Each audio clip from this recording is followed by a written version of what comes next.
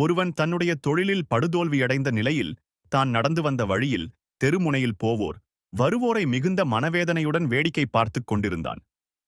அப்போது எதிரில் உள்ள குப்பை தொட்டியில் ஒருவர் தனக்கு தேவையான பழைய பேப்பரை எடுத்து சாக்கில் நிரப்பிச் சென்றார்.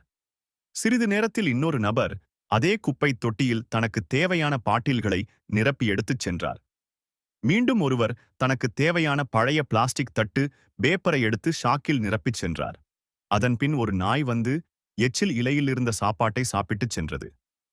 கடைசியாக வந்த ஒரு பசு குப்பையில் கிடந்த பச்சிலையை சாப்பிட்டு தன் பசியை போக்கிக் கொண்டது.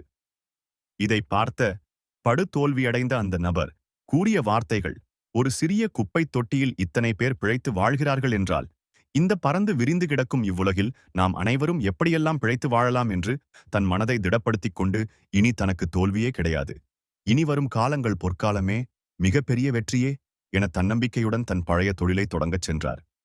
இந்த பரந்த உலகில் நாம் அனைவரும் ஜெயிக்கப் பிறந்தவர்கள்.